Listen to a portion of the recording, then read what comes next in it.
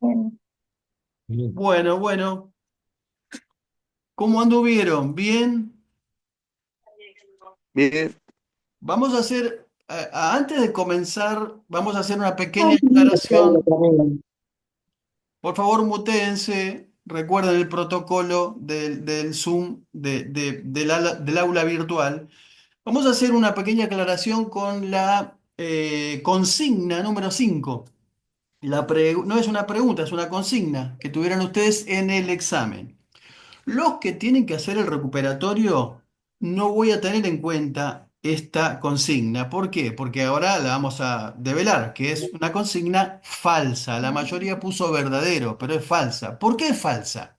Vamos a leer bien la consigna. Recuerden que yo les digo siempre a ustedes, lean con detenimiento, con pausa, sin apuro, cada consigna, porque es muy importante la comprensión de lo que estamos leyendo. Dice, la escritura define explícitamente que el hombre ha sido creado a imagen de Dios. Esa es la consigna. La mayoría puso verdadero, pero es falso. Es una consigna falsa. ¿Por qué? Porque justamente la Biblia no especifica, no define explícitamente lo que es la imagen de Dios en el hombre. Pone por favor la definición la explicación de definición que está ahí. Bueno, definiciones, fijar con claridad, exactitud, precisión, el significado de una palabra o la naturaleza de una persona o cosa. Ahora, con esta definición, valga la redundancia, de la definición,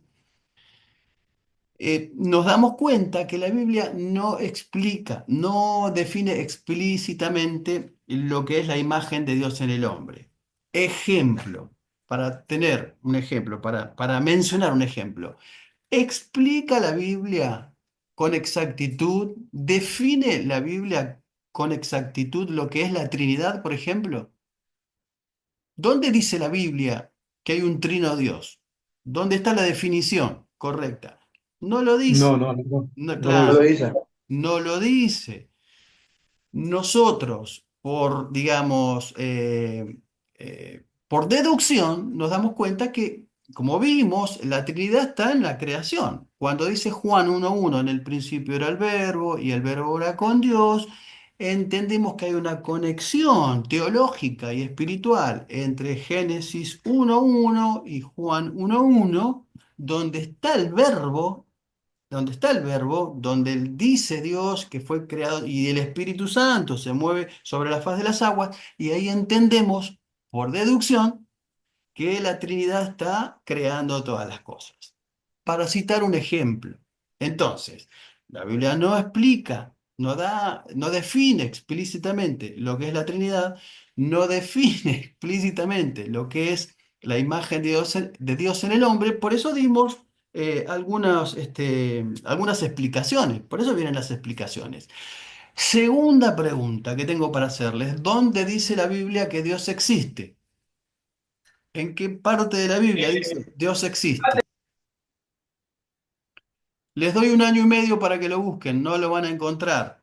La Biblia da por sentado que Dios existe. Y por Sí, definición, Él es hacedor de todas las cosas. Uno da por sentado que el Creador es el hacedor de todo. Y por ende, Dios existe antes que todas las cosas fueran hechas.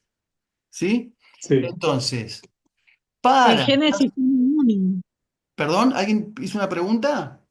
No, yo Génesis 1:1, en el principio creó Dios. Sí, exacto, pero no dice que Dios existe. A eso me No refería. estaría nombrado, no estaría nombrado directamente. Yo no puedo decir, no sé, algo inexistente, no estaría ni siquiera nombrado la palabra Dios, no sé cómo explicarlo. Claro, bueno, es lo que justamente estoy diciendo. No, no dice la Biblia. Miren, Dios existe, por lo tanto, como Dios existe, hizo los cielos y la tierra. A eso me refería. Para dar un ejemplo respecto a esta consigna. Y por último, y para ser más, ya un poco más, eh, para dar a conocer la honestidad intelectual. No lo digo por mí, sino por todos los docentes que tiene el ITC. Vayan a la página 116 de su libro de Fundamentos de Teología Pentecostal. Yo tengo la número 116, la página 116. En la mitad de la página de la 116, donde dice creados a imagen de Dios, dice lo siguiente en su libro de teología. Las escrituras afirman que Dios creó a los seres humanos a su imagen. En hebreo, el Elohim, en griego, Eikon Teutei, y en latín, Imago Dei. Y dice a continuación, las escrituras no definen explícitamente qué significa haber sido creado a imagen de Dios. ¿Sí? Sí. ¿De acuerdo? Eh, Era más una Entonces, pregunta era más una entonces, pregunta de Perfecto, lógica. pastor. A mí, junto con otras preguntas, esa fue una de las que más me causó, primero en la que me equivoqué, una de las que me equivoqué, pero también no le no le encontré el por qué me equivoqué. quiero volver a la reunión. No, claro, justamente,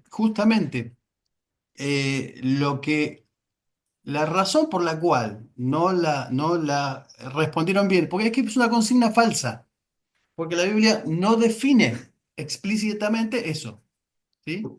Y ahora quédense tranquilos, porque de esto no se van a olvidar nunca más. No, Normalmente, de lo que uno se equivoca no, es lo que aprendí, justamente de lo que nunca más se olvida. Así claro, que lo que yo aprendí que hay que aplicar lógica.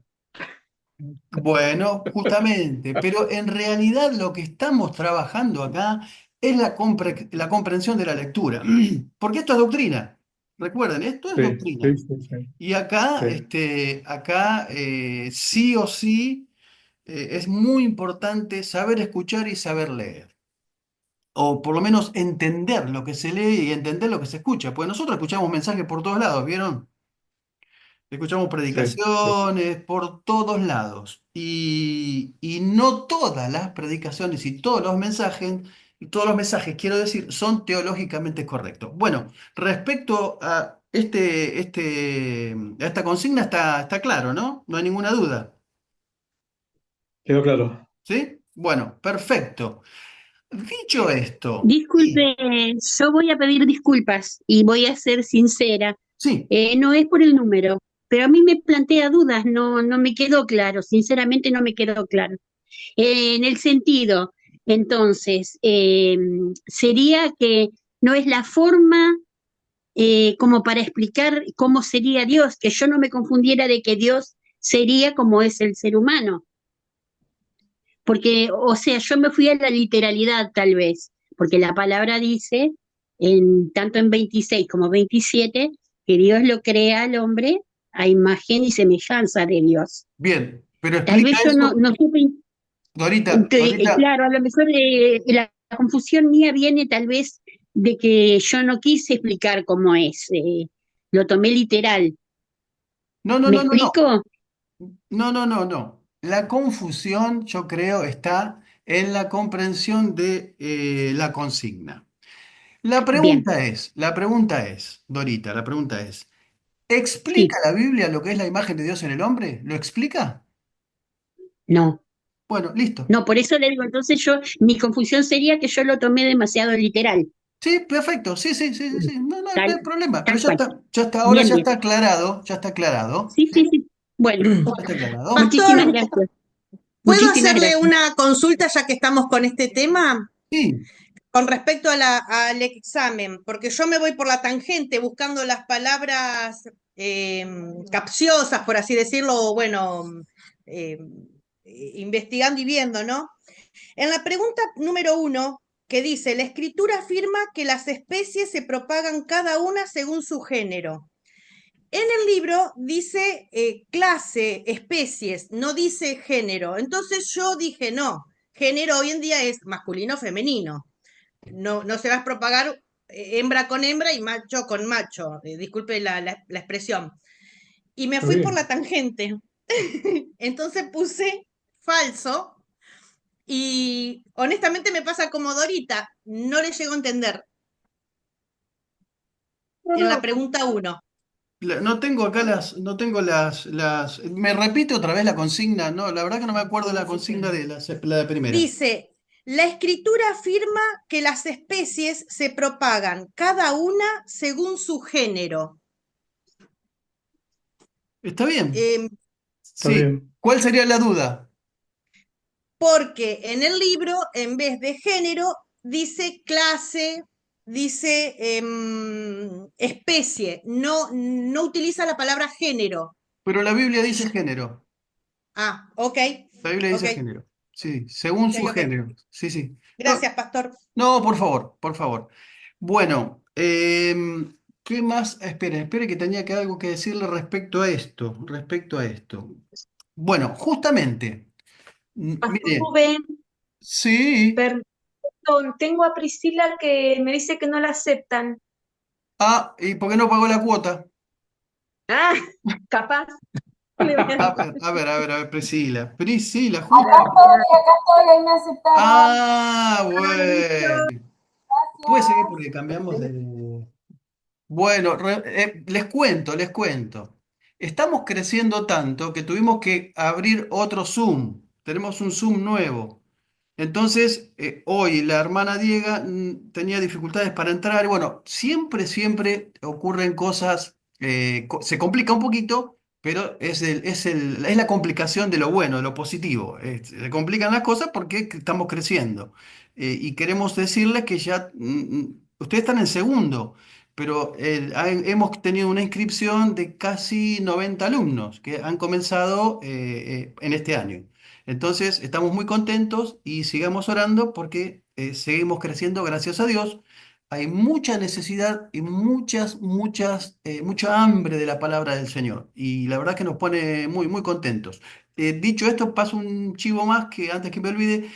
Tenemos una página en Instagram donde se pueden suscribir y ahí tienen algunos recursos, algunos aportes que son muy buenos. La página es Instituto Teológico Cuadrangular de Argentina. ¿Sí? Se suscriben y reciben los recursos de la página que vamos renovando todos los días o casi todos los días. Dicho esto, y un aporte más a la confusión general, vamos a ver un video de introductorio y siempre digo lo mismo, estos videos no es para criticar a nadie, sino que es para que nosotros aprendamos, para tener mayor agudizado el sentido de lo que estamos escuchando, ¿sí? Creo que dura menos de 5 minutos, pero escuchen por favor con atención que vamos a sacar conclusiones a partir de lo que escuchemos.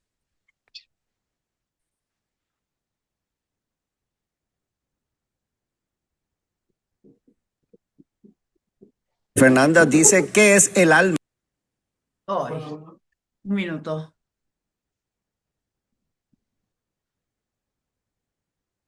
Perdón.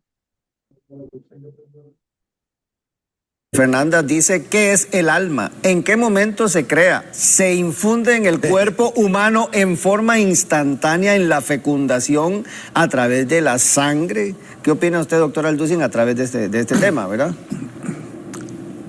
Muy buena pregunta.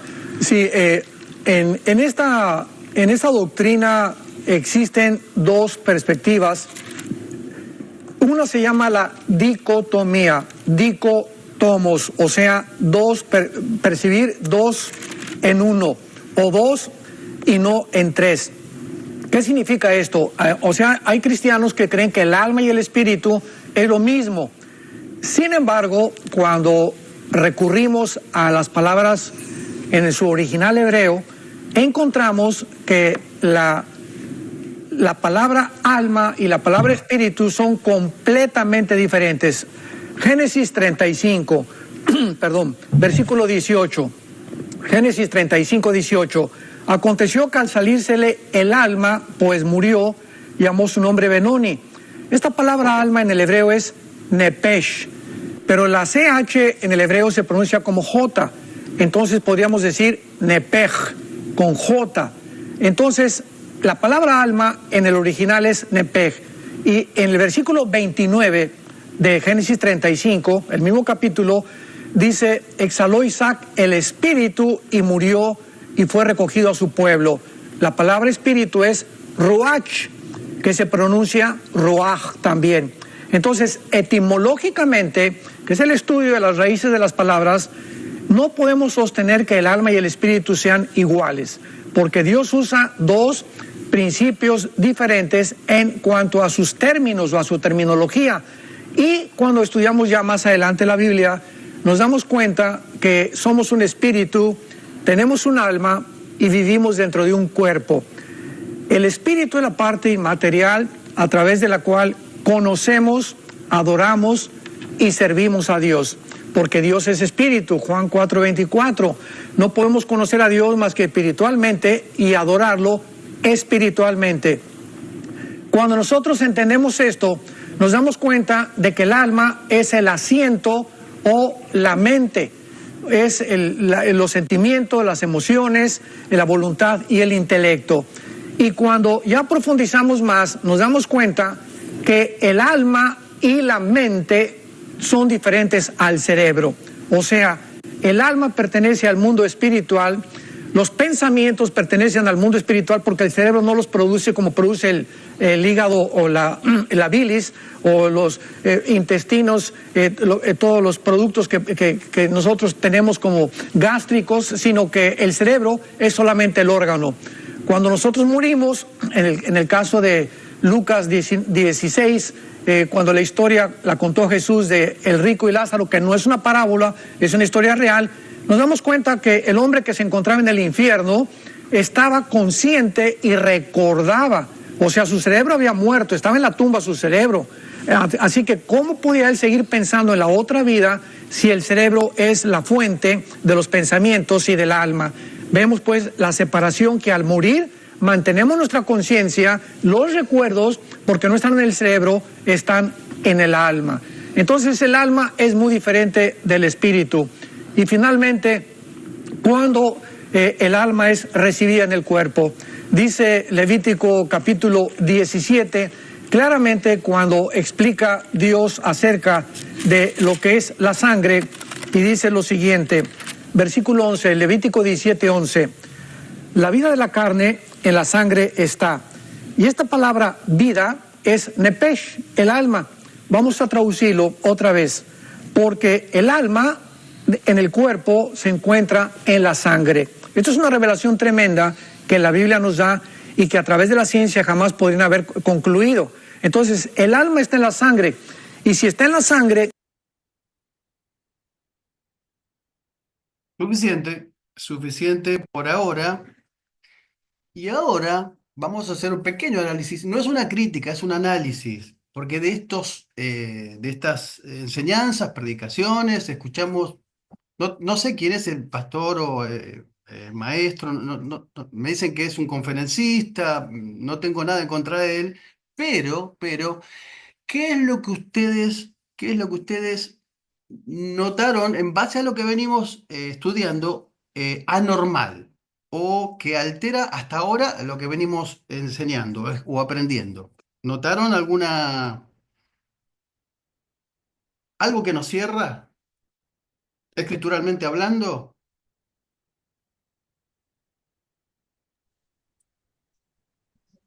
Yo El alma, yo creo que perdón. habla mucho científicamente más que de la Biblia, ¿no?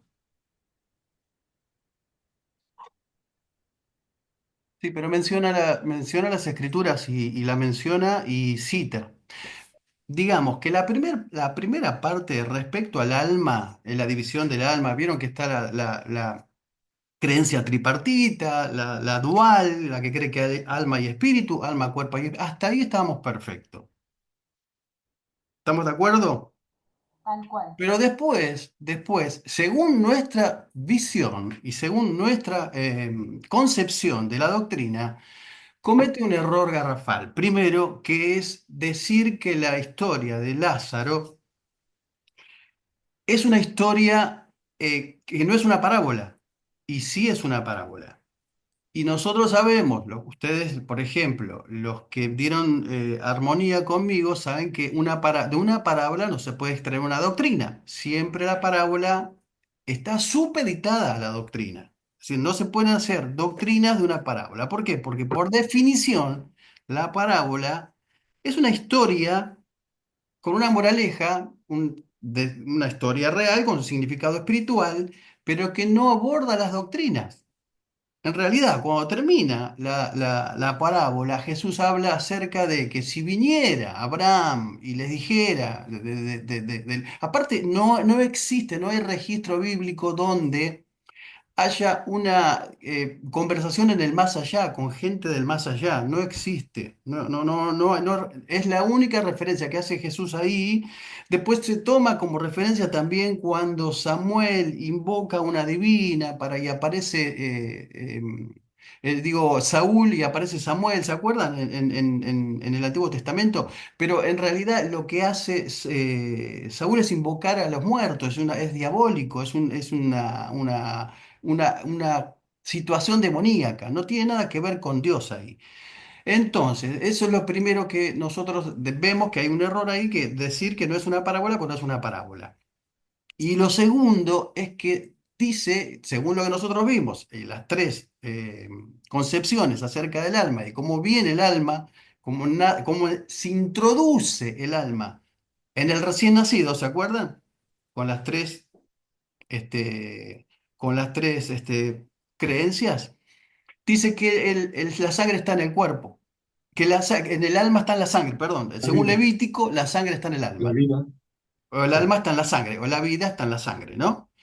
Eso sí. es lo que concluye diciendo, y ahí lo cortamos porque sigue un poquito más, pero en realidad, si el alma está en la sangre, y ahí también hay un problema de contextualización, porque cuando se habla ahí en Levítico, se está hablando de un contexto de sacrificios. Se está hablando de un contexto donde el pueblo tiene que tener respeto por la sangre, y lo menciona varias veces en Levítico, y lo reitera, y de hecho en Hechos capítulo 15, cuando son introducidos los gentiles a la iglesia, se les dice que se mantengan de sangre de abogado y de ídolos, ¿no es cierto? Pero En lo que alusión a está la sangre. enseñando el Señor, la enseñanza primordial de la sangre, es el respeto por la sangre. No que la vida está en la sangre. La vida está en la sangre es una manera de decir, porque sin sangre el hombre, el ser humano o cualquier animal se muere. Es vital para la vida humana. Pero no que el alma puntualmente está en la sangre. ¿Por qué? Porque si no, ¿qué pasaría con una transfusión de sangre? Ocurriría los que creen, los testigos de Jehová. ¿Alguien está preguntando algo o tenemos interferencia? No, bien. Lo que Están ocurriría hablando. entonces es que si cuando nosotros nos hacemos una transfusión de sangre, creeríamos lo que creen los testigos de Jehová, que hay una transmisión del alma a nuestra vida, ¿sí? Sí, ¿De acuerdo? sí. ¿Sí? Esa es la Bueno, teoría de ellos. bueno, perfecto.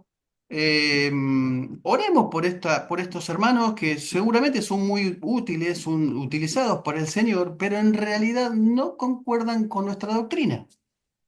Y la verdad es que nosotros, la iglesia cuadrangular, debe sí o sí tener una doctrina sólida, firme y saber en lo que creemos. ¿Sí?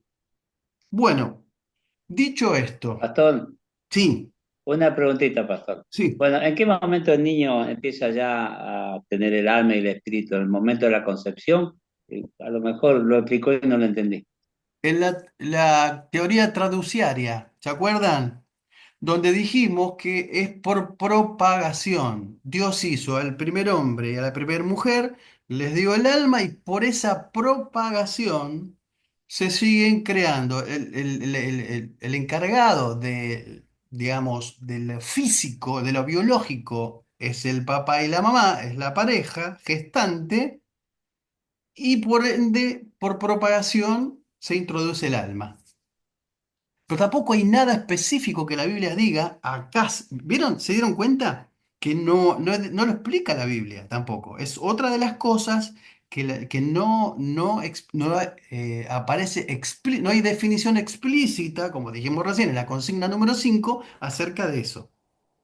Pero no Perdón, podemos pastor. decir, Pastor, pero sería en la unión del espermatozoide y el óvulo. en la fecundación, entre la fecundación y el nacimiento. Pero no es que nos conoce el Señor antes de la fundación del mundo. Priscila, discúlpame, ¿puedes subir tu micrófono o hablar un poquito más? Hola, ¿se escucha? Sí, sí, ahora sí. Pero no es que el Señor nos creó antes de la fundación del mundo, que ya nos conocía. Claro, sí, sí, por supuesto. Pero eso tiene que ver con la presciencia de Dios, que el Dios conoce todas las cosas. Ahora estamos hablando de cómo se gesta un ser humano y dónde se introduce el alma en el ser humano. Dios ya conoce todas las cosas. Él ya sabía de antemano que un día, jueves, como hoy, nosotros íbamos a estar reunidos debatiendo y teorizando y aprendiendo. Y ustedes haciendo preguntas y más confundidos sí, que turbo en la neblina, como decía mi abuela, pero tranquilos, tranquilos que eh, estamos aprendiendo despacio, vamos despacio y créanme, créanme, lo que es la doctrina cuadrangular, la vamos a aprender sí o sí. Y esta pregunta, miren, para que tengan una noción de algo, de cómo el conocimiento se construye, ¿vieron? El conocimiento se va construyendo, uno no aprende todo de movida, de entrada, uno va construyendo el conocimiento. Es algo que Dios, el Señor nos dio, la facultad de poder aprender, de absorber, de adquirir. Y ahora vamos a hablar del potencial del hombre. Pastor, Sí, entonces, esto sería generación natural. Desde Adán y Eva, em, los seres humanos nacen con el alma y el pecado también. Lógico. y por supuesto, porque todos heredamos la caída. Ahora vamos a hablar acerca de la herencia de caída. Sí, sí, sí, sí, sí, sí, sí, perfecto. Bueno, y que pues, esperen de que iba a terminar mi idea y ahora, bueno. Respecto a lo que, bueno, sí, que vamos a aprender la doctrina que es fundamental para nuestra vida, nuestra institución y para crecer como cristianos. Vamos a continuar. En el punto número 3 ahora vamos a ver las consecuencias de la caída. Las consecuencias de la caída. Porque pronto, enseguida nomás vamos a meternos en amartiología, en la doctrina del pecado, ¿sí? Estamos ahora en antropología bíblica. Recuerde que la antropología bíblica tenía que ver con el estudio del hombre, pero desde una perspectiva bíblica. Bueno, las consecuencias de la caída. Inmediatamente, ¿qué fue lo que experimentaron el hombre y la mujer? La vergüenza, como que en consecuencia del pecado, y eso los condujo al temor y a la alineación. Alineación es la limitación y el conocimiento de una persona, el condicionamiento, quiero decir, de una persona. Eso es alinear. Eso es lo que se entiende por alineación. ¿Cómo se dio cuenta el hombre que estaba desnudo? ¿Por qué se dio cuenta que el hombre estaba desnudo? El hombre y la mujer. La primera palabra que aparece en el huerto, ¿cuál es? ¿Qué dice Dios? ¿Dónde estás tú? Una pregunta. ¿Dónde estás tú? Podemos pensar que como Dios Pastor, se es pasa. porque se escondieron. Claro, claro, ahora vamos, ahora vamos. Pero lo que quería decir es que podemos entender que Dios se paseaba en el huerto, ellos tenían comunión diaria con el Señor, o sea, era el paraíso, el verdadero Edén, Edén. Y te recuerdan que dijimos que era el cielo bajado a la tierra, ¿no? ¿Y qué dice? ¿Qué dice? ¿Cuál es la respuesta del hombre? Oí tu voz en el huerto y tuve miedo porque estaba desnudo y me escondí. Primero, primer sentimiento o uno de los primeros sentimientos negativos. Después de la soledad, el segundo es el temor. El temor. porque estaba desnudo y vio su desnudez, se dio cuenta que estaba desnudo. Pero era malo estar desnudo. ¿Por qué se dio cuenta que estaba desnudo? ¿Cuál es la situación de la desnudez?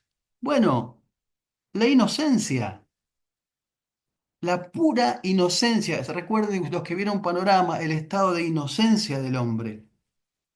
Se encontraron desnudos. Entonces, una de las primeras situaciones y sentimientos negativos es el temor.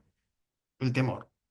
Entonces, cuando venga temor a nuestra vida, lo primero que tenemos que pensar es que eso no es de Dios. ¿Por qué? Porque en el diseño original, quiero decir bien, en el diseño, la confección original de Dios para el hombre no sentía no tenía ese sentimiento, no sentía temor. Eso viene a partir de la caída. Ahora, con el tiempo y como el hombre se fue adecuando respecto al carácter, el temor vino a ser como un mecanismo de defensa. Es bueno porque nos alerta de ciertas cosas. Lo peor del temor es cuando el temor aterra y cuando el temor paraliza. Entonces, tenemos que ser espirituales, pero también tenemos que ser inteligentes. El temor no es de Dios. El temor viene a partir de la caída. Con lo cual, cuando vengan esos sentimientos que no podemos manejar, que muchas veces es más fuerte que nosotros, tenemos que orar al Señor y creer y pensar que en un principio esta vida no fue así para nosotros. ¿De acuerdo? Bueno, ellos querían experimentar el conocimiento del bien y del mal, y en vez de experimentar eso, en vez de experimentar, mejor dicho, una mejor conciencia de lo divino, terminaron experimentando justamente eso. Ahora saben lo que es el bien y saben lo que es el mal. Bueno, en el punto número B de las consecuencias de la caída, Pastor, una pregunta. sí, sí, ¿Me escucha? sí. Liliana es mi nombre, perdón. Hola No puedo Lilian, prender la cámara porque se me apaga el celu, no hay problema. por eso le hablo así. ¿Es lo Sí, mismo temor que miedo? Porque ahí Adán dice, tuve miedo y me escondí. no, son sinónimos. Adán le dice a Dios, tuve miedo y me Sí, sí, escondí, son sinónimos. No, ¿sí? no, no, no Porque también la cambian. palabra dice que el Sí, sí. principio de la sabiduría es el temor a Dios. Es lo mismo. Es lo mismo, sí, sí, sí, sí. Bueno, una de las Bien, una de perfecto. las consecuencias más desastrosas que trajo la caída fue la muerte física, ¿no es cierto? ¿Por qué? Porque Dios, ¿qué le dice? Dios les advierte, dice, el día que de él comieren, morirán. Ustedes tienen en la página 143 una frase que dice que había dos árboles en el huerto. Tachen eso, no es correcto, porque no había dos árboles. Porque Dios le dice, de todos los árboles que hay en el huerto pueden comer. ¿Sí? Génesis 2:9. Y Jehová Dios hizo No, pastor, de la tierra todo perdón. árbol agradable a la vista y bueno para comer. Después hizo también el árbol de la vida y en medio del huerto y el árbol de la ciencia del bien y del mal. ¿Alguien quería preguntar algo? ¿No? Sí, yo, ¿Seguimos? pastor. Sí, Yo. sí, Raquel. Con respeto exactamente a lo que se aclara, porque ahí dice que había dos árboles, ¿no es cierto?, de la ciencia y el otro del bien y del mal. Pero bueno, usted lo terminó de aclarar. Claro, claro. En realidad debería decir, por ahí es un problema de traducción, no es grave. Simplemente, si solamente se queda con que había dos árboles, no está teniendo en cuenta que Dios hizo todos los árboles y que además ellos tenían la posibilidad de comer de todos los árboles. Y hay un árbol en especial que es el de la ciencia de bien y del mal, pero el árbol de la vida está en el medio del huerto, ¿no? O sea, no hay chance, no hay formas no hay forma de confundirse. En el medio, en el centro, está el árbol de la vida. Y después el árbol de la ciencia del bien y del mal. Dios no le dice que no coman del árbol de la vida, le dice que no coman del árbol de la ciencia del bien y del mal. Teniendo, porque hay que tener en cuenta esto, teniendo la posibilidad de comer de todos los árboles, de todos los árboles. Esto es lo que agrava de alguna manera la desobediencia también, ¿no? Bueno, la consecuencia es que Dios los expulsa del paraíso y fueron apartados del árbol de la vida, miren qué interesante, y de la presencia de Dios. ¿Por qué fueron expulsados para que no tomaran del árbol de la vida? Porque dice Dios que si tomaban del árbol de la vida, ¿qué ocurría? Iban a vivir Iban a tener una vida vida en eterna. Iban un a vivir estado con pecado. exactamente de pecaminosidad. Algunos creen, algunos no está en el libro, pero yo se los digo porque es bueno saberlo también. Algunos creen que el hombre no era y la mujer no fueron eternos, no fueron creados eternos, y que estaba supeditado a permanecer en el árbol de la vida, porque después aparece en Apocalipsis, en la eternidad. Y también la condición de estar ahí es donde el árbol de la vida está presente. Pero bueno, tranquilo, no se hagan problema con eso. Lo que perdieron ellos es la oportunidad de ser eternos y todos la perdimos por esa primer caída, ¿no? Bueno, Cuando Pastor, dice que una preguntita porque me estoy perdiendo, va muy rápido. Dijo dos consecuencias del pecado, una es apartado de la presencia de Dios y la otra, ¿cuál fue? del árbol de la vida,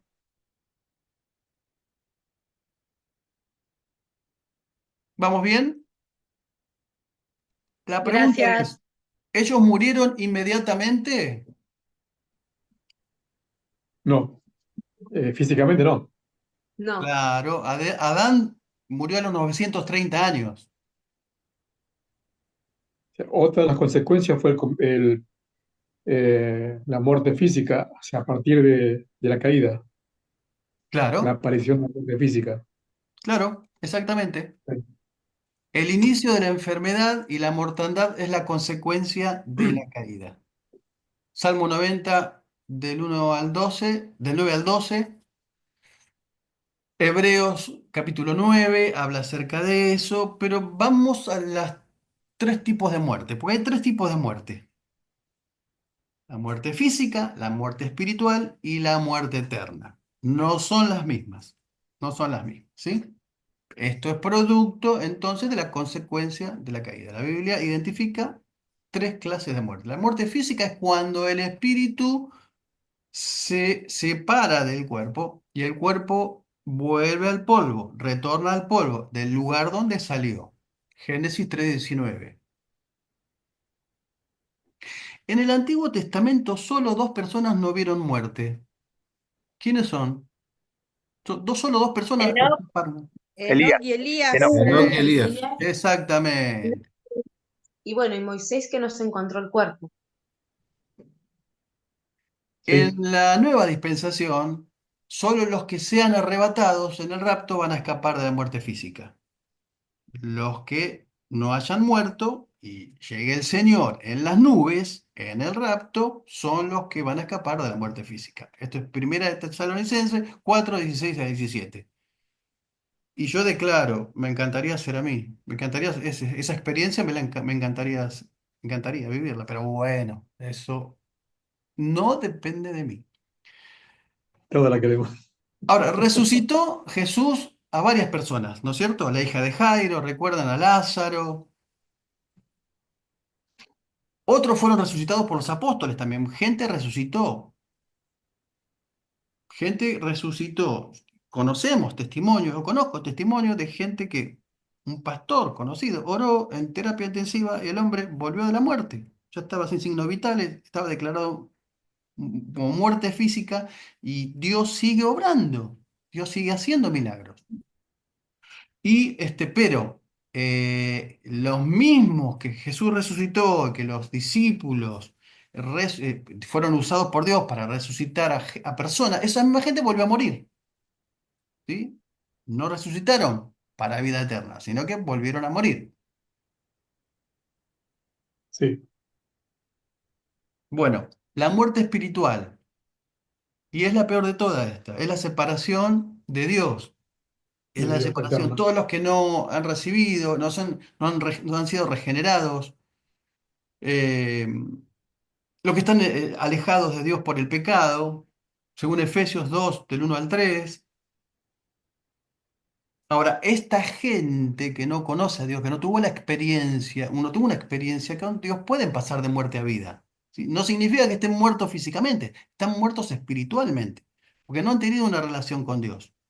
Ahora, como dijimos que el hombre es alma, cuerpo y espíritu, esa parte espiritual, el soplo de Dios y la imagen de Dios en el hombre es lo que lo conecta a Dios. Por eso que el hombre nunca va a ser completamente pleno si su espíritu, el imago de ahí, no tiene conexión, no tiene relación con Dios. Porque por eso, para eso fue creado, formado. Bueno, Pastor, ¿le puedo hacer una pregunta sí, relacionada a la muerte espiritual? Relacionada, una persona, por ejemplo, que se entrega a Cristo, ¿no? Pasa a ser hijo de Dios y la pregunta es si se aparta. ¿cuál sería la pregunta? Si se aparta, si muere ¿Qué pasa? espiritualmente. ¿Qué Sí. sería? ¿Tendría la muerte espiritual? ¿Dejaría de ser hijo? ¿Qué sería? Y es relativo. Nosotros podemos atenuar, apagar al Espíritu Santo. Nosotros podemos alejarnos de Dios, pero la Biblia dice que nosotros no podemos huir de su presencia. Ahora, puede ser un alejamiento voluntario y Dios, ahora vamos a ver libre albedrío también, y Dios, digamos, el hombre es libre de seguir, de servir, de amar al Señor, pero sí, puede morir espiritualmente porque eh, si no tiene relación con Dios, tranquilamente puede morir espiritualmente. Ahora, eso es muy personal y muy particular. No se puede juzgar eso, ¿sí? Deja de ser hijo ¿Perdón? y deja de ser hijo de Dios. Mirá, es muy relativo y es muy subjetivo eso. La paternidad, Dios no renuncia a la paternidad. El hombre, en todo caso, es el que se aleja. Pero no se apuren porque vamos a ver soteriología y esta doctrina de salvación y ahí vamos a evacuar todos esos temas y esas inquietudes. Pero está bien las preguntas, está muy bien la pregunta. En soteriología, en doctrina de salvación, ahí vamos a ver qué es lo que ocurre con el hombre cuando se aleja de Dios, cuando acepta y peca. ¿Dónde estábamos? Bueno, la muerte espiritual. Sí, Ahora, la persona puede pasar de muerte a vida. Si abraza la fe salvífica, la fe que salva, dice, mire que lo que dice la Escritura, porque así como en Adán todos mueren, así también en Cristo todos serán vivificados. Primera de Corintios 15, 21 y 22. Y por último tenemos la muerte eterna, que es la condición de los que están espiritualmente muertos, quiero decir. Esta es la gente que se va de esta vida sin fe, sin arrepentirse, sin el conocimiento del Señor. Es la muerte de los incrédulos. Segunda de Tesalonicenses habla de esto, 1 del 7 al 10. Y ocurre después lo que llamamos el juicio del gran trono blanco o llamado segunda muerte, también tiene este nombre, segunda muerte, que tendrá lugar al final del milenio y será un juicio así para los pecadores. En realidad es una especie de formalidad. Son los que ya no tienen más oportunidad. Ahora ustedes miren qué justo que es Dios, la justicia de Dios, que hasta preparó un juicio para ellos también. No deberían tenerlo, pero es para los pecadores. No confundir con el tribunal de Bema. ¿Se acuerdan el que vimos en el parcial anterior? Que son el juicio por las obras, la recompensa, que tiene que ver con la recompensa. a los creyentes. Que eso va a tener lugar en el rapto, en otra estadía. Mientras esto ocurre al final del milenio, el tribunal de Bema ocurre en otra instancia, en el rapto. Bueno, Profe, si en el juicio del trono blanco la persona digamos que falleció sin fe, ya no tiene posibilidad de decir, bueno, creo, ahí, o sea, ya está en el... No entiendo mucho, o sea, la primera vez que escucho el juicio del trono blanco, por eso. no tiene, y Digamos, no porque ya ya no hay...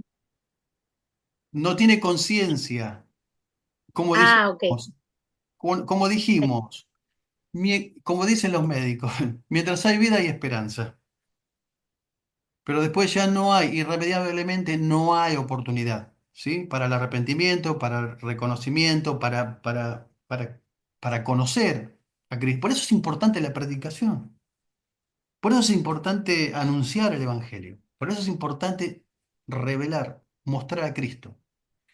Bueno, el punto número 7 en números romanos es el estado de gracia. Vamos a ver un poquito el estado de gracia, que es uno de los que me encanta, me gusta mucho. Porque la antropología bíblica es más que el estudio de la caída y de la naturaleza pecaminosa del hombre.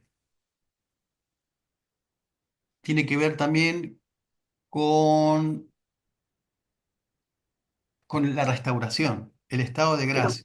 ¿Saben lo que es gracia? Todos conocen el significado de la palabra gracia.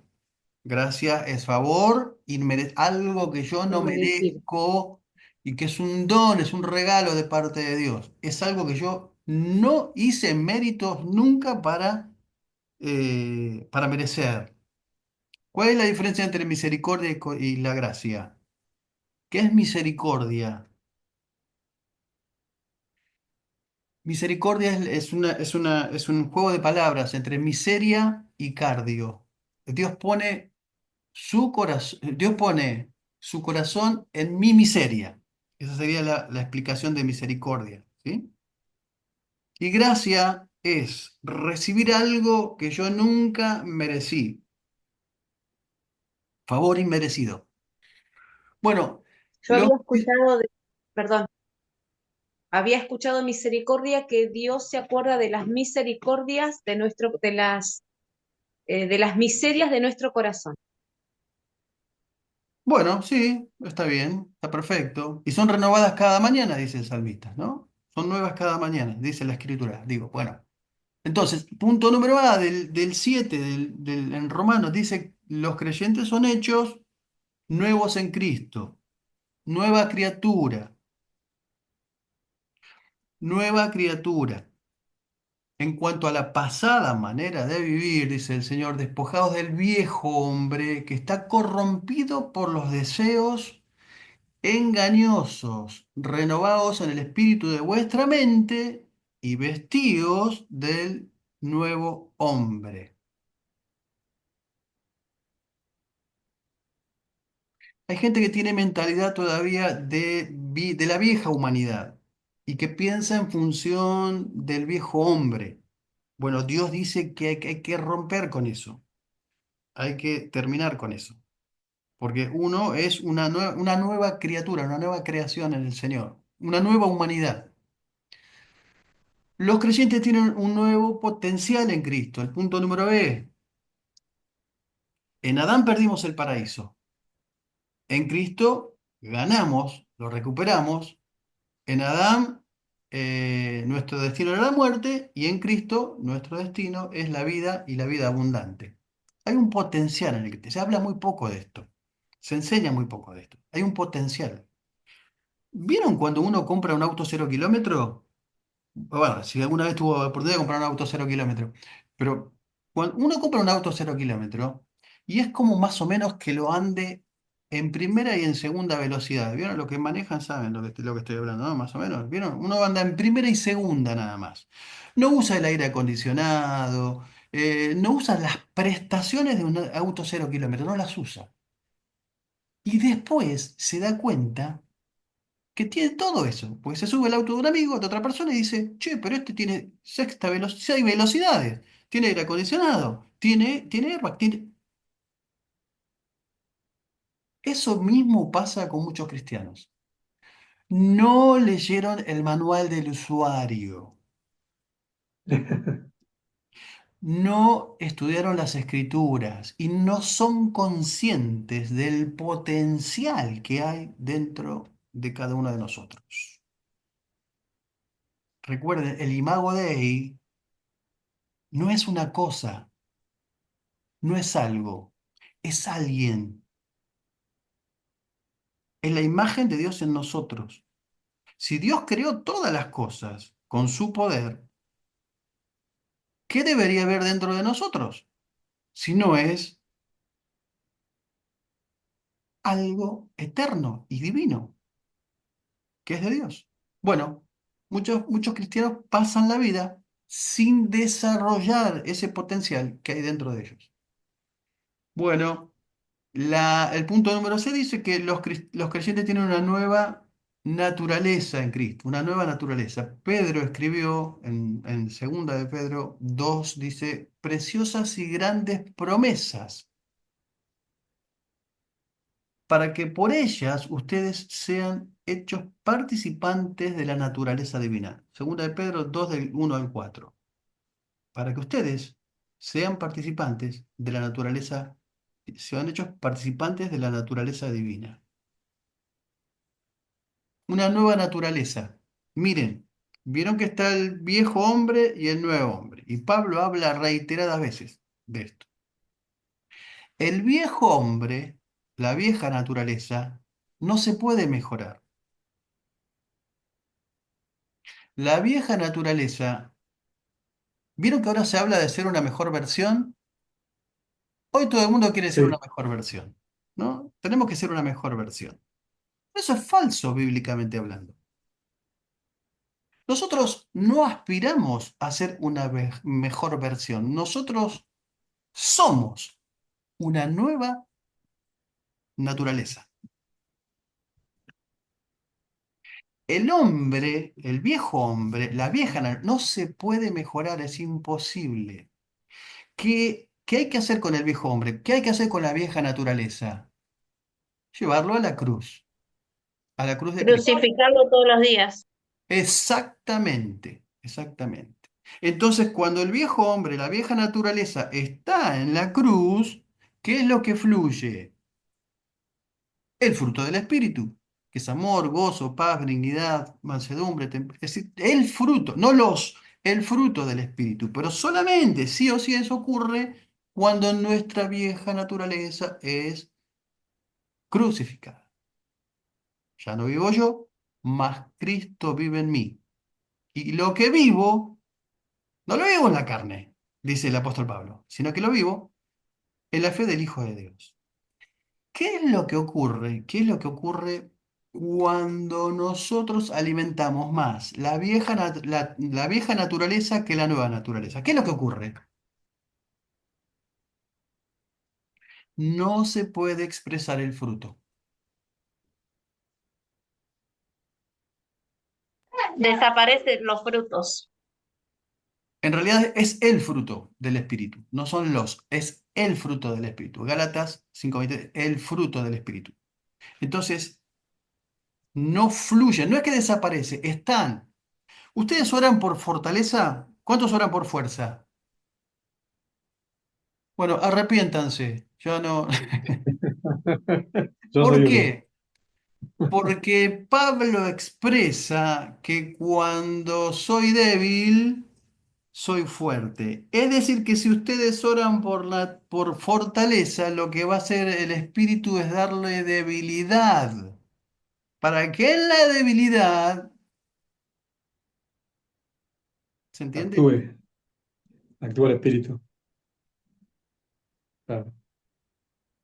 Es verdad, está bien. Yo son como errores, pero que ocurren por repetición de cosas patrones que venimos repitiendo. Dame fuerza, Señor, dame fuerza y dame fuerza y dame fuerza.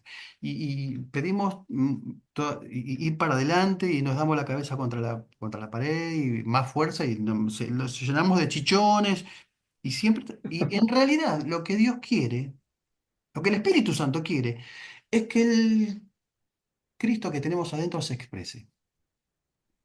Pastor, Sí, una pregunta, ya que nos está sacando de muchas dudas. También cuando uno ora, o que yo escucho que oran, cubrime con tu sangre preciosa. Es lo mismo, ¿no? Eh, que muchos, yo escucho muchas veces, Señor, cubrime con tu sangre preciosa, que como que es algo que se toma como... eh, Bueno, miren, la cobertura está. Es una forma de expresión. La cobertura está. Nosotros en Cristo, en Cristo se nos fue dado todas las cosas. En el antiguo pacto, Dios estaba con su pueblo. Dios estaba con David, Dios estaba eh, ay, sí, con David, digo, bueno, con los patriarcas, con Abraham. Dios estaba en el nuevo pacto, Dios está en nosotros. ¿Entienden la diferencia? Y no es una simple diferencia, es abismal, porque en el nuevo pacto todo cambia, absolutamente todo cambia. ¿Y por qué decimos esto? Porque esta nueva naturaleza no se expresa porque muchos todavía tenemos los rudimientos del viejo hombre, las costumbres y los patrones de la vieja naturaleza. Pero cuando viene la luz a nosotros, cuando la Biblia se abre, cuando la luz de la palabra viene a nosotros, nos empezamos a dar cuenta de un montón de cosas que antes no las sabíamos y el horizonte es tremendamente mucho más amplio. Y sabemos cómo pedir, y sabemos cómo orar, y sabemos lo que necesitamos, justamente por eso, porque hay más luz en nuestra vida. Seguimos, los creyentes experimentan renovación constante. Bueno, una nueva vida en Cristo, al principio de cierto digo, el que oye mi palabra, dice Jesús, y el que cree en el que me envió tiene vida eterna. No vendrá condenación, ha pasado de muerte a vida. Punto número B, entonces, estamos en el punto 7 de Romanos, del número Romanos. Los creyentes pueden recibir renovación constante. Renovación constante.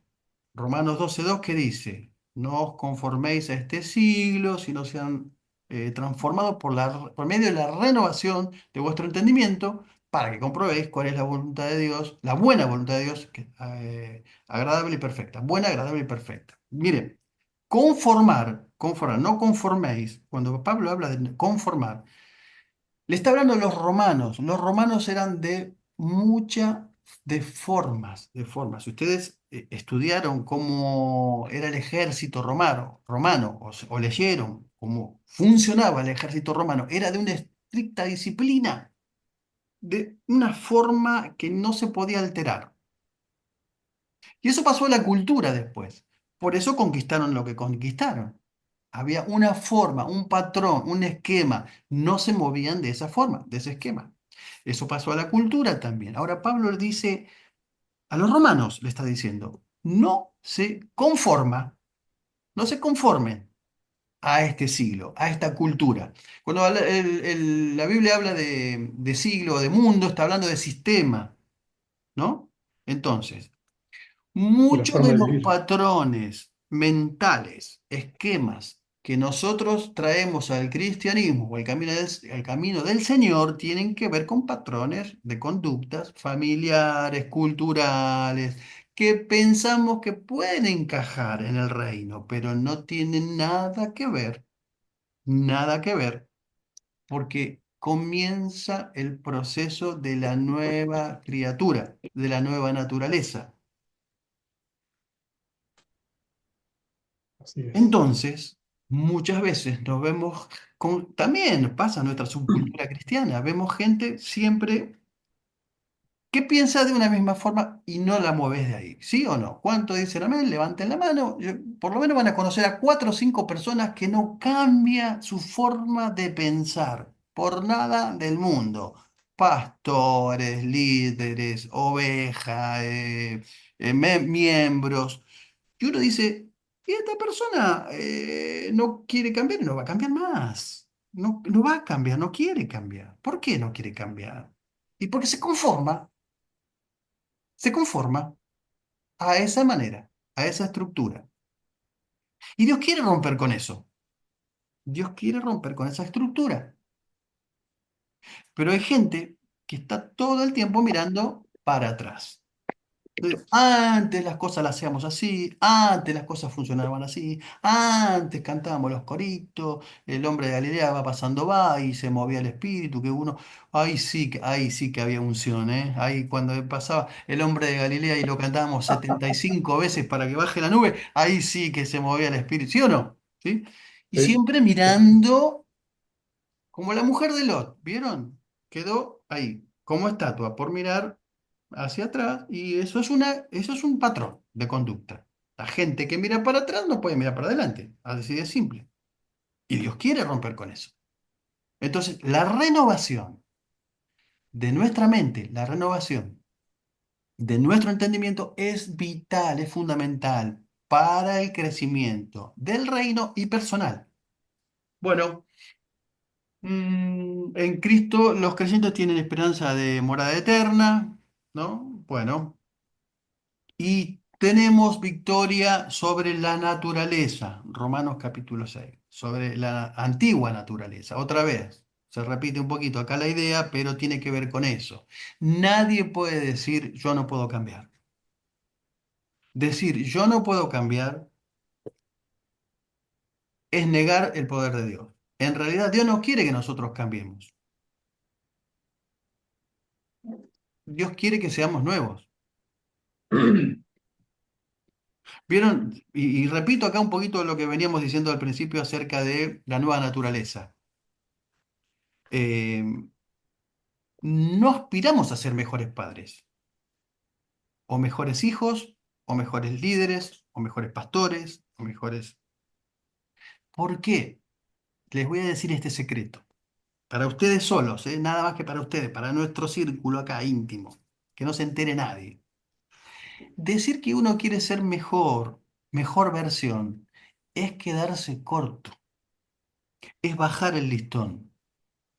En realidad, nosotros aspiramos a ser como Cristo. Ahí está nuestro norte. Ahí debería estar nuestra aspiración mayor. Y al querer ser como Cristo es, por decantación, vendríamos a ser después mejores padres, mejores hijos, mejores pastores, mejores líderes. ¿Se entiende la idea? sí, sí, sí, sí. Y no es por fuerza, no es por esquema normal mental humano. Es por dejar que el Cristo que está dentro de nosotros se exprese. Porque tenemos dos posibilidades, solamente dos posibilidades en la vida. Que se exprese la vieja naturaleza o que se exprese el Cristo que tenemos adentro. No hay dos formas, no hay dos maneras. Bueno, ¿cuántos dicen amén? Amén. Bien. Pastor Sí. Humberto, ¿en qué página estaría lo que estamos viendo ahora? No, ni idea. El estado de gracia. 147. 147. Sí, sí, Bueno, gracias. 147, 147. Gracias. 147. En el libro anterior, en la 107 tengo yo, es el del año Claro, la versión pasado, anterior, claro, la es la versión anterior. 107. Claro. Pastor, Ustedes disculpen, yo no tengo el libro acá, yo hago apuntes, ¿no? Y sí, hago, yo no, pero sí, estamos 148, 47, 48. Pastor, Sí, una pregunta acerca del libro, ¿no? Yo estaba por comprar el libro. ¿Hay diferencia entre el primer volumen y el segundo volumen? sí, la versión más moderna, el último es la revisión más moderna, pero la tienen en PDF, ¿eh? ¿Quieren comprarlo? No, Compren. está bien, pero la pregunta era, ¿sería conveniente comprar el segundo volumen en Claro, todo caso? sí, sí, sí. Aparte, en el primero, mi señora estuvo ahí traduciendo. Y es muy mala Y ella. entonces, No, yo tengo.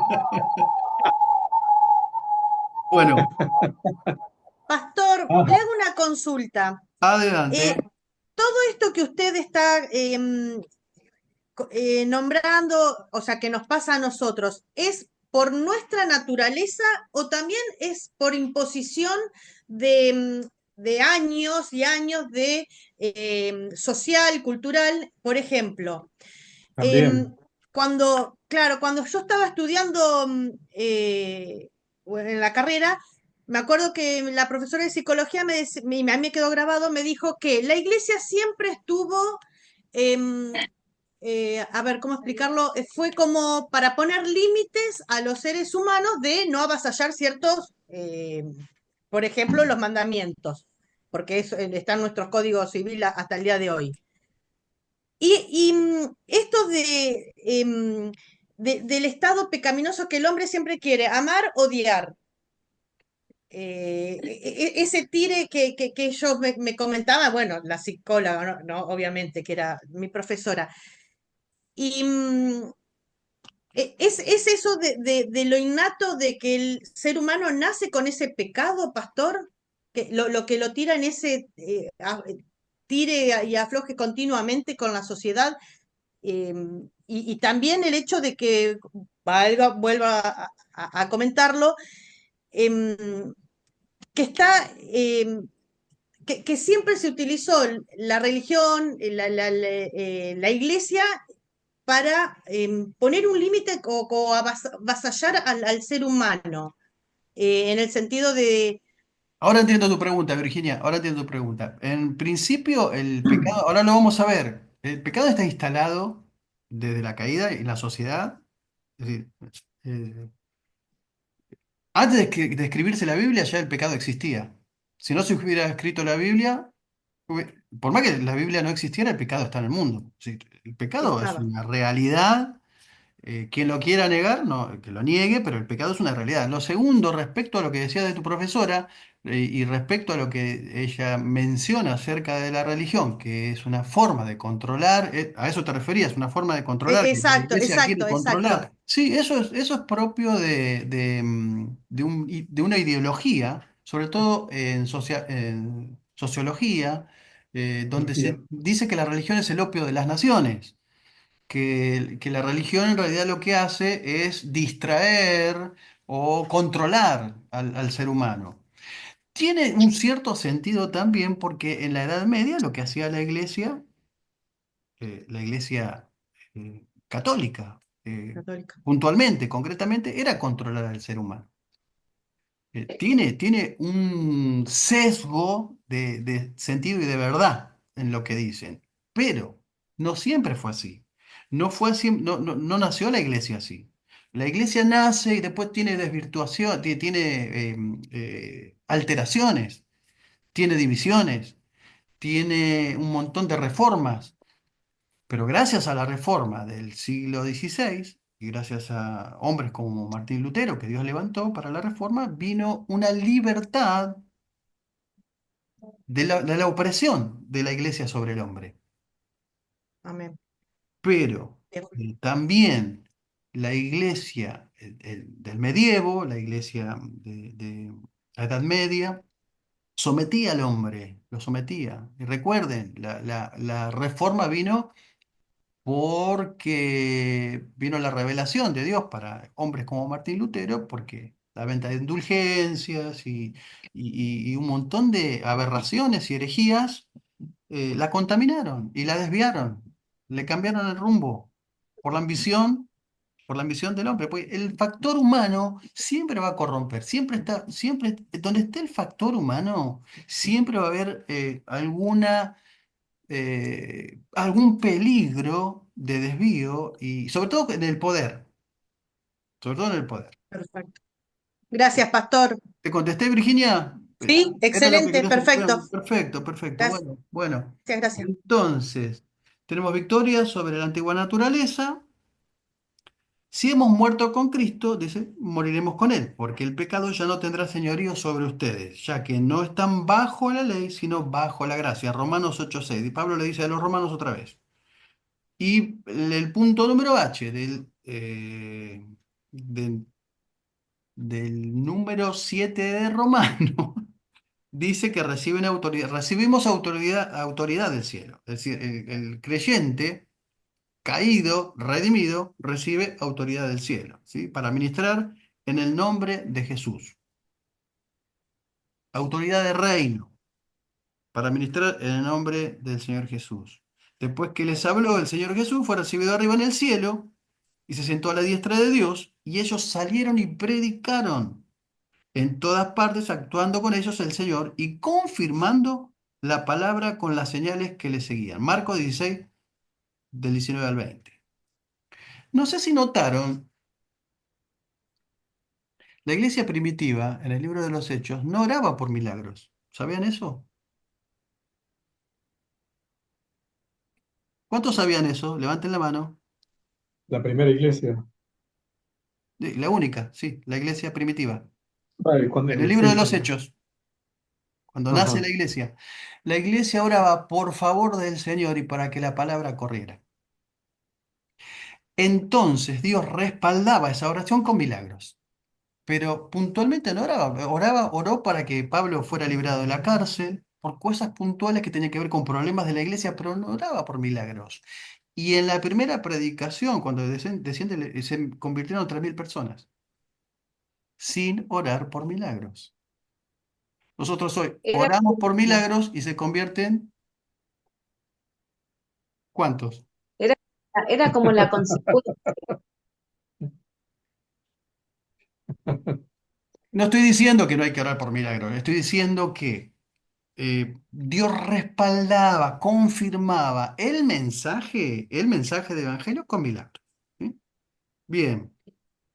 Eh, entonces, concluyendo, la historia de la caída concluyó en la redención del hombre, que no es más que la evidencia del intenso amor de Dios para con el hombre y para con la primera mujer. ¿Sí? Dicho todo esto, terminamos con la parte de antropología bíblica y comenzamos el segundo estudio, que es la amarteología, que es el estudio del pecado, la doctrina del pecado. ¿Sí? El capítulo número 4. Ya estamos en el 4 del libro y es amarteología. Amartía, con H, amartía significa pecado. Y logos, como bien saben ustedes, o no, se enterarán ahora, idea, razonamiento, disertación. Logos tiene como 7 u 8 significados. Siempre. Las palabras en griego tienen en realidad como 7 u 8 significados, ¿no? Bueno, si la Biblia reconoce al pecado como enfermedad, entonces, bueno, en términos de salvación, conocer el diagnóstico. ¿En qué parte está parado el hombre, ¿no? Como veníamos estudiando, el estudio de la naturaleza, antropología. Ahora lo vamos a ver desde el punto de vista de la amartiología, del pecado. Entonces, una realidad obvia en el mundo, como dijimos, nadie puede obviar que el pecado existe. Nadie, a menos que sea un ateo, confeso, un negacionista de la realidad, nadie puede negar el pecado en el mundo. Y las escrituras abordan permanentemente, constantemente, la realidad del pecado. Dice Romanos, capítulo 3, versículo 23, por cuanto todos pecaron y están destituidos de la gloria de Dios. ¿Qué fue lo que pasó con el primer hombre y la mujer? Estaban en Edén, en el paraíso, inmersos en la gloria. A partir... ¿Alguien quiere preguntar algo? A partir de la caída se destituyen, son echados de la gloria, son apartados de la gloria. Y Dios pone ángeles, querubines con espadas para que no vuelvan, para que no regresen, para no tomar del árbol de la vida, ¿no? Y primera de Juan 1:8, remata. Si decimos que no tenemos pecado, nos engañamos a nosotros mismos y la verdad no está en nosotros. ¿Cuándo nos damos cuenta que el pecado es un problema? ¿Cuándo en realidad nos estamos dando cuenta que el pecado es un problema? Cuando vivimos para el pecado. Primero y principal, cuando nos damos cuenta que estábamos confeccionados, diseñados para una realidad y nosotros mismos, en Adán y Eva, tomamos la determinación de salirnos de esa situación. Ahora vamos a ver eso. Bueno, no se puede negar el hecho de que los seres humanos son pecadores, eso es universal, por más que no se reconozca. A menudo nos encontramos con gente maravillosa, buena gente, ¿sí o no? Sí. Generosa, incapaz de hacerle mal a alguien. Pero ¿qué pasa con esa gente? ¿Vieron que hay gente que es macanuda? Gente generosa. Yo conozco gente que es muy caritativa, es decir, vive donando dinero a fundaciones, haciendo mucho trabajo social. Conozco. Pero ¿qué ocurre con esa gente? Por más que sea buena intencionalmente, es pecadora. ¿Vieron que está el árbol del bien y del mal? Bueno, es gente que se nutre de ese árbol. Es buena gente. Nosotros las vemos que es buena gente, macanuda, solidaria, agradable, más que algunos de muchos cristianos que nosotros conocemos. Digan amén, no dejen de decir amén, porque y más educados, incluso más éticos, pero en realidad son seres pecadores, como nosotros. Cuando esto lo vemos con nuestros hijos, ¿cuántos tienen hijos chiquitos? ¿Cuántos tuvieron hijos chiquitos? Claro, claro. No se le enseña a pecar a los chicos. ¿Y por qué son rebeldes? Basta que uno le diga a un chico, no toques para qué. ¿Qué hace? No toques eso. Y parece que lo empuja, ¿no? Cuando uno dice, no toques, porque eso está en la sangre. Esa contaminación está ahí permanentemente. Y ese espíritu de rebeldía viene en el chip de nuestros hijos. ¿Qué es lo que piden los niños? A gritos, ¿qué es lo que piden? Disciplina, corrección. Hay un tiempo para eso, ¿no? Ningún niño tiene que aprender a hacer lo malo. Pero todo niño, toda criatura, tiene que estar constantemente, hay que enseñarle a hacer lo bueno, constantemente. Veamos la fuente del pecado. Entonces dijimos que la Biblia no creó el problema del pecado. El pecado estuvo antes que la Biblia fuera escrita. Y aunque Dios es el autor de todas las cosas, esto es muy importante porque es la pregunta y la deducción, la conclusión que mucha gente que no conoce al Señor saca y dice y expresa, que no es el autor del pecado, no es el autor del mal. Porque la pregunta del millón de la gente que no conoce a Dios es ¿por qué ocurren las cosas que ocurren? ¿No es cierto?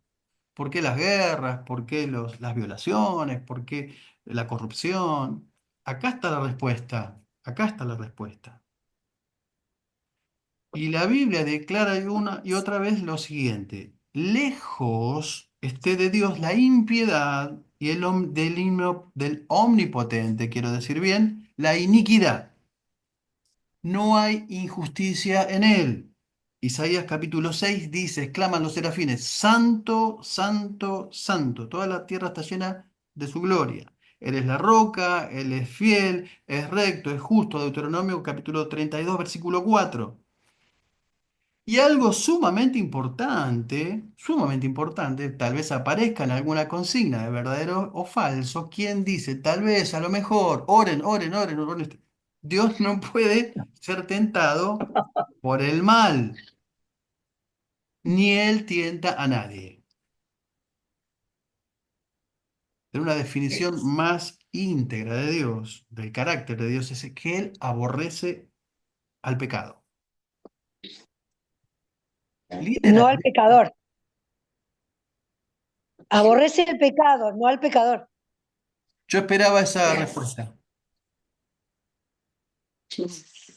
Ama al pecador. Claro.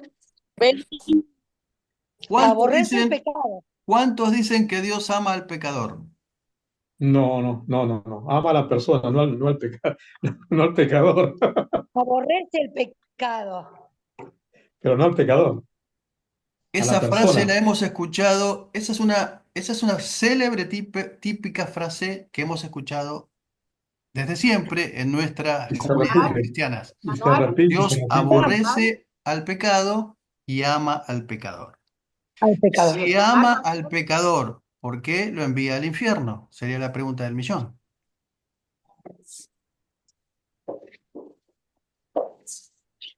¿Porque no se arrepintió? Porque Dios no tolera el pecado. Ahora, de tal manera amó Dios al mundo que ha dado a su Hijo unigénito para que todo aquel que en él cree no se pierda, mas tenga vida eterna. No se puede. Pero si Dios dio a su Hijo, que es lo más preciado que tiene, y es algo que nadie puede pagar por la salvación, ¿por qué debería amar al pecador que no lo reconoce? Dios es amor. Dios no tiene amor, Dios es amor. Es amor. Pero Dios no tolera el pecado. No. ¿Sí? Bueno, Y Dios no tienta. Dios pone a prueba. Dios no tienta. exactamente. Dios no tienta a nadie. Porque está Dios ama al pecador, pero él respeta el libre albedrío también. el libre albedrío, ahora lo vamos a ver, claro, es un regalo. Es algo precioso que el hombre y la mujer tienen y uno puede hacer uso y desuso de eso. Pero ahora vamos. Entonces, ¿dónde estábamos? Ah, bueno, justamente, no, Dios no tienta a nadie, nadie puede ser que Dios es poderoso, creó todas las cosas, pero Él no tienta, ni es el creador del pecado, no lo es Él, no lo es Él. Ahora vamos a ver Él esto, porque es muy prueba. difícil, es muy difícil. Recuerden que el Espíritu envió a Jesús al desierto para hacer ¿qué? Para ser tentado, ¿sí o no? Por Satanás. El Espíritu Sí. envió a Jesús al Sí. desierto, pero el Espíritu no tentó a Jesús, lo envió en una prueba, comisionado en una prueba, ¿se entiende? Ocurre lo mismo con el primer hombre y con la primera mujer. Ellos fueron puestos a prueba, no fueron tentados por Dios, fueron puestos a prueba. El que tienta es el tentador, Satanás. Satanás. Entonces, para que el pecado sea pecado, y haya culpabilidad en él, debe ser un acto libre de un ser responsable, que entiende la diferencia entre el bien y el mal. Es decir, un agente moral libre, acá viene lo que mencionamos siempre, la libre elección, el libre albedrío, y por eso la Iglesia Cristiana Evangélica se rehúsa terminantemente en bautizar a bebés, porque no tienen conciencia, no saben lo que es el bien y el mal, ¿sí o no? Bueno, la libertad de Sí. pecar. Una de las grandes preguntas de todos los tiempos es por qué Dios en su infinito amor, poder, sabiduría, dejó que el pecado entrara en el mundo. Filósofos, científicos, pensadores, ideólogos han tratado de resolver este dilema. Pero esta pregunta escapa muchas veces a la comprensión humana. Acá lo que se pueden hacer son suposiciones, no lo dice la Biblia. Otra vez, ¿vieron? Presten atención porque puede aparecer. La Biblia define por qué Dios dejó que entrara el pecado en el mundo. Ojo, ¿eh? ¿Vieron? No lo dice la Biblia. Claro, ¿ok? No hay definición acerca de eso. No lo sabemos, podemos especular, podemos suponer. Hay ciertas cosas que nos muestran algo, pero no lo podemos, digamos, a ciencia cierta declarar. Lo importante es saber que esto no sorprende a Dios. No lo sorprende.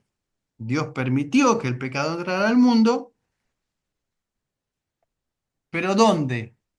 ¿Dónde comienza el pecado? ¿Dónde se origina el pecado? ¿En Edén? ¿En el paraíso? En el No, cielo. el pecado se origina en el cielo. En el cielo. Claro, claro. Y ahí surge otra pregunta. Claro. Y ahí surge también otra pregunta, filosófica más que teológica. ¿Por qué Dios va a crear un ángel que se le va a revelar? Bueno, sencillamente porque es Dios, ¿no? Y si nosotros fuéramos Dios, sabríamos por qué. Bueno, uno, el reconocimiento divino del libre albedrío, está algo tan precioso que hasta hoy es vigente. Desde el principio que Dios lo instala para el hombre y para la mujer, hasta hoy es vigente. Hoy tiene uno la elección de decir, sigo a Dios, no lo sigo, lo sirvo, no lo sirvo. La virtud de saber escoger entre lo bueno y lo malo, ¿no? Pero eso no se puede efectuar a menos que el mal exista. Si no está el mal, uno no sabe qué escoger. Eso vino con la caída. Dos, el valor específico de los seres redimidos, quiero decir. ¿Dios trató de evitar el problema de la caída? ¿Trató de evitarlo? Sí, ¿Trató de evitarlo? sí, No, no. sí, cuando Sí, cuando le dijo Advierte, que no comieran. eso, le advirtió algo y no obedecieron. No, él puso una condición y no advirtió o sea, no impidió que Adán y Eva cayeran. Claro, si hubiera querido evitar la caída, Dios directamente no le hubiera hecho pasar por esa prueba. Dios los dejó con esto. Por eso hay que entender lo que es el libre albedrío, que es algo muy profundo. Es algo que nosotros ni siquiera muchas veces nos ponemos a pensar en la implicancia de lo que es la libre elección. Claro, o sea, es como si nosotros le decimos algo a nuestros hijos que no hagan, pero ellos van y meten los dedos en el enchufe. O sea, uno lo puede impedir, pero ellos pueden elegir. O sea, es básicamente lo mismo. Exactamente, exactamente. Ahora, digamos, uno puede poner un seguro, uno de esos seguros que vienen para los enchufes, lo puede impedir. Uno debería hacerlo en realidad. Pero en este caso, Dios le dio nada más que un mandamiento, una consigna. Si no, directamente no los hubiera hecho pasar por eso. O ni siquiera hubiera puesto el árbol ahí como para que ellos no lo comieran. Sería un impedimento. Claro, sí. Hubiera llamado a los piqueteros, que le hicieran piquete también, que no pasaran por ahí. La adquisición del conocimiento divino. Es decir, los seres humanos aprenden por experiencia o por revelación. Nosotros aprendemos por experiencia, ¿vieron? Me pasó esto, voy a tratar de que no me vuelva a pasar, ¿no? Cuando uno se quema con leche, ¿qué dice la Biblia? Cuando ve la vaca, Llora. Ahora, lo dice la Biblia, ¿no? Eso no. Tachen eso, ¿eh? Tachen, tachen. Bueno, por experiencia o por revelación. Mire, lo que nosotros estudiamos, la información nos forma, nos da una formación, pero la revelación nos transforma. ¿Entiende la diferencia? Uno puede obtener información y se puede formar. Ahora, cuando llega la revelación, uno es transformado. Bueno, el conocimiento del pecado, aprender acerca del bien y del mal, de alguna manera, conduce a Dios. ¿Sí? ¿Están de acuerdo con eso? Ven. Porque cuando uno experimenta el mal, no le queda otra cosa que recurrir a Dios. Y no importa si es creyente o no es creyente, ¿cuánta gente que no es creyente ustedes le piden oración a ustedes? o ni siquiera conocen a Dios e invocan a Dios. Dicen, Dios mío, ¿sí o no? Recuerden, tienen el imago Dei. Y aunque sea una naturaleza corrompida, eso que tienen adentro de ellos, que es la imagen de Dios, lo tiene que conectar con lo trascendente, con Dios. ¿Sí? Bueno, nadie que sea Pastor, consciente. Sí, perdón que lo interrumpa, que me quedé pensando en lo que dijo recién. Actualmente, ¿Dios hace revelaciones o ya está todo en la Biblia revelado y lo que hace es iluminarnos? muy buena la pregunta, Virginia. Muy buena la pregunta. La única revelación que tenemos está en la Escritura. Cuando nosotros leemos, un ejemplo, cuando nosotros leemos algo, nosotros leemos Juan 3:16, cualquier versículo que leamos, y lo leímos 30 veces, 50 veces, 100 veces. Pero un día lo leemos y Dios nos reveló algo más de eso que leímos, eso es revelación. Es algo que se devela. Revelar es algo que quita el velo. Está ahí, pero no lo vimos antes. Pero tiene que ver con la escritura. Nada fuera de la escritura. ¿Ok? Gracias, pastor, En ese perfecto. sentido, somos como los reformistas. Solo la palabra, por la palabra y con la palabra. La revelación externa, las experiencias externas, las experiencias que vienen, que muchos llamamos sobrenaturales y demás, si no está sujeta a la escritura, no tiene nada que ver con Dios. ¿Sí? Ojo con eso. Bueno, O sea que iluminación cuando o revelación. Porque el otro día nos habían enseñado, no me acuerdo quién, que nos habían dicho, la palabra ya fue revelada a los que escribieron la palabra. Y nosotros, como usted dijo recién, lo que nosotros recibimos es iluminación. claro, claro, sí, sí, sí, pero se revela, es algo que estaba velado y se descubre. Y viene a nosotros por el Espíritu. ¿Sí? Bueno, seguimos. 4, para que ahora sea dada a conocer por medio de la Iglesia la multiforme sabiduría de Dios.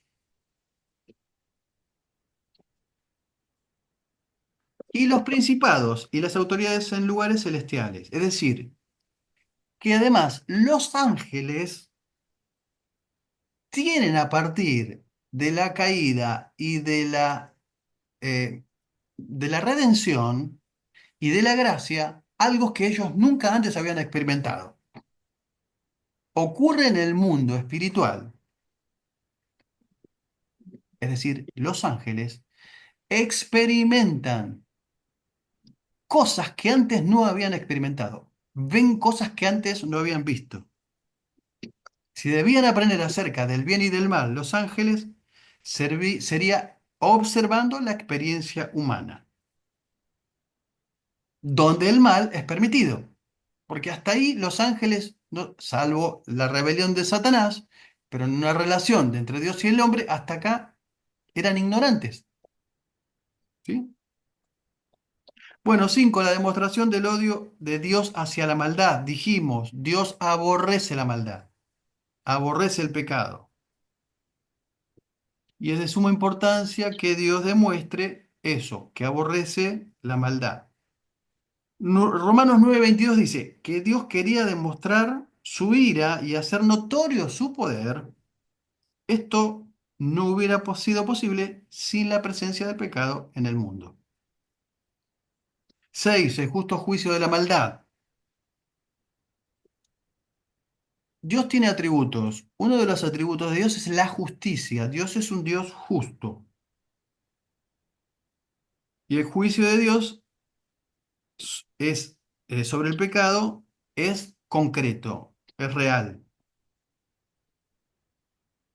7, tienen ustedes ahí sigo con el punto número 7 de Romanos, ¿eh? La manifestación y el ejercicio de la gracia divina. El pecado fue permitido en el mundo para manifestar su gracia. Otra vez volvemos al concepto de el favor inmerecido, lo que realmente no merecemos. ¿Cuándo es esto? ¿Cuándo aparece esto? ¿Cuándo se manifiesta la gracia de Dios? ¿Cuándo se manifiesta la gracia del Señor? Con la llegada del Espíritu Santo, No, antes de la O creación cuando lo del ser aceptamos. humano. Antes de la creación del ser humano. Antes de la existencia del pecado, los ángeles habían visto la sabiduría de Dios, el poder, la gloria de Dios, pero nunca habían visto su gracia. Nunca habían experimentado su gracia en favor del ser humano. No tenían idea de que la gracia de Dios se podía extender a alguien que merece la misma muerte, la condenación, la manifestación de su ira. ¿Sí? Bueno, vamos con el origen del pecado ahora. Vieron que hay cosas como que parece que se repiten, pero en realidad no se repiten. Se amplía la idea, el concepto. El origen del pecado. ¿Dónde dijimos que comenzó? No comenzó con Adán y Eva, comenzó Bien. en el cielo, con una rebelión de un ser perfecto, en perfección, que era Satanás, ¿no? Para entender entonces la realidad y la naturaleza del pecado, debemos abordar el principio donde nace en el universo, no en la Tierra, sino en el universo, y después se traslada a la Tierra. Entonces, el responsable del primer pecado no es Adán y Eva, sino que es ¿quién? Lucifer y Claro, sus... claro. Miren, puede aparecer como una consigna esta, ¿eh? ¿Dónde? ¿Verdadero o falso? Ezequiel 28 hace una profecía al rey de Tiro. Dice, así ha dicho Jehová el Señor. Tú eras el sello de la perfección, lleno de sabiduría y acabado de hermosura. En Edén, en el huerto de Dios estuviste. De toda piedra preciosa era tu vestidura, de cornelina, topacio, jaspe, crisólito, berilo y ónice, de zafiro, carbunclo, esmeralda y oro. Los primores de tus tamboriles y flautas estuvieron preparados para ti en el día de tu creación. Era el ministro de alabanza y adoración del cielo. ¿Vieron? Sí, sí. Ministro de alabanza y adoración. Ojo con los ministros de alabanza y adoración, ¿eh? Nada, un chiste. Bueno. Tú, querubín grande, protector, yo te puse en el santo monte de Dios, allí estuviste, en medio de las piedras de fuego te paseabas. Perfecto eras en todos tus caminos desde el día que fuiste creado, hasta que se halló en ti maldad. A causa de la multitud de tus contrataciones, fuiste lleno de iniquidad y pecaste. Por lo que yo te eché del monte de Dios y te arrojé de entre las piedras del fuego, oh querubín protector. Se enalteció tu corazón a causa de tu hermosura. Corrompiste tu sabiduría a causa de tu esplendor. Yo te arrojé por tierra, delante de los reyes te pondré para que miren a ti. Está claro que el profeta describe a un ser sobrenatural, la profecía sobre el rey de Tiro, ¿no es cierto? Pero está describiendo un ser sobrenatural. Apuntan a más. Vieron que la profecía es telescópica, ¿no? ¿Aprendieron eso? La profecía mira acá, pero mira en el más allá también. Y para terminar de confirmar esta idea, Isaías 14 describe el pecado original de Satanás. Ahora es una profecía sobre el rey de Babilonia, pero es sobre Satanás. ¿Cómo caíste del cielo, oh lucero, hijo de la mañana? Cortado fuiste por tierra, tú que debilitabas a las naciones, tú que decías en tu corazón. Y acá hay 5 características específicas de Satanás. Decías en tu corazón, subiré al cielo, en lo alto, junto a las estrellas de Dios, levantaré mi trono, y en el monte del testimonio me sentaré, a los lados del norte, sobre las alturas de las nubes subiré y seré semejante al Altísimo. Exaltó su voluntad, Satanás, exaltó su 5 veces en contra de la voluntad de Dios. Subiré al cielo, Existen tres cielos, ¿sabían? El cielo atmosférico, el cielo astronómico y el tercer cielo donde habita Dios. ¿Sí?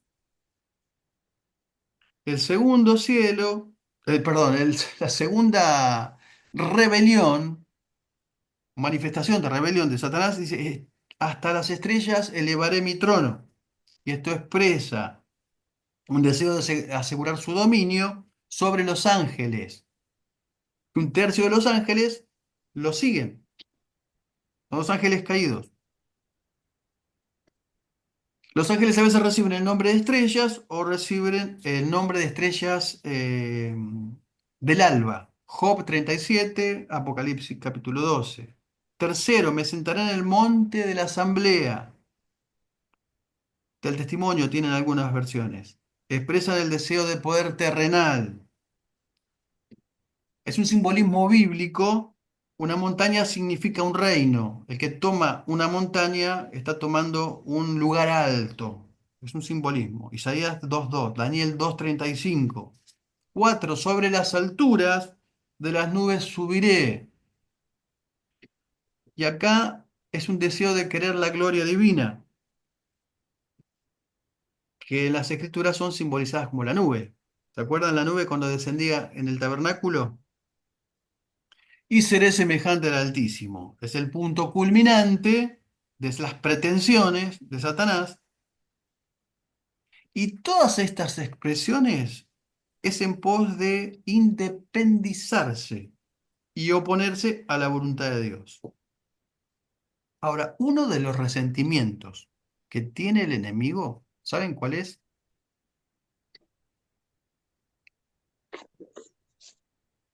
Cuando dice No, seré semejante al Altísimo.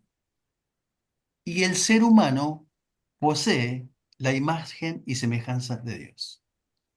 No soporta eso, no lo soporta. Por eso, Quiere destruir al hombre. permanentemente nos ataca. No puede Ese soportar. es el motivo, ese es el motivo que quiere destruir a la humanidad, ¿no? Tal cual, tal cual, tal cual. Bueno, eso ocurre en el cielo, afecta a todo el universo y después se traslada a la tierra, a la raza humana. Entonces, el origen del pecado en la raza humana es el punto B que tienen ustedes.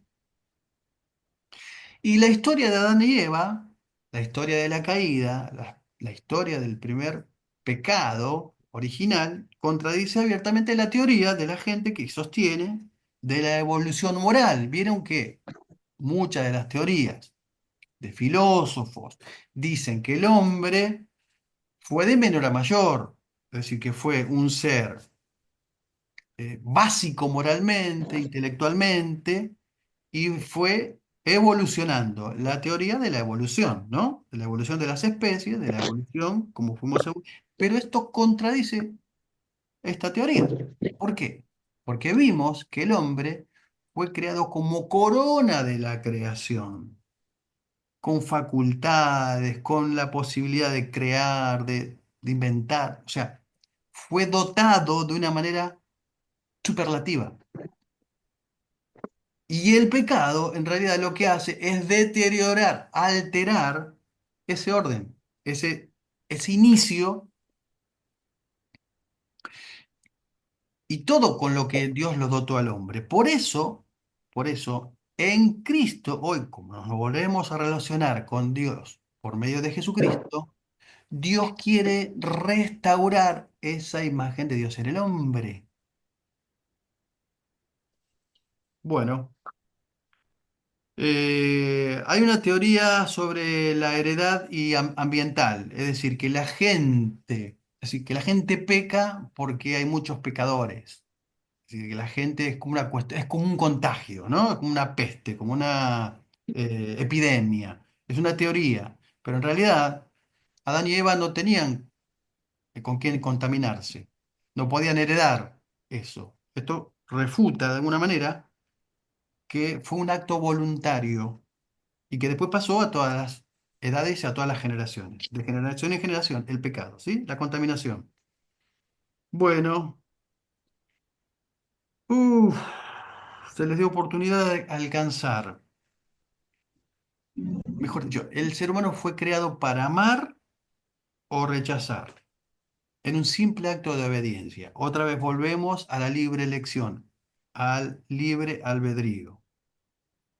Ellos no necesitaban del fruto del árbol prohibido para ser felices. Ellos ya eran felices, porque su plenitud era Dios. De la misma manera ocurre en el reino, con nosotros, con los cristianos. Nosotros no necesitamos de cosas creadas para ser felices, aunque nos pongan contentos. Nuestra realización debe ser en Dios. ¿Por qué?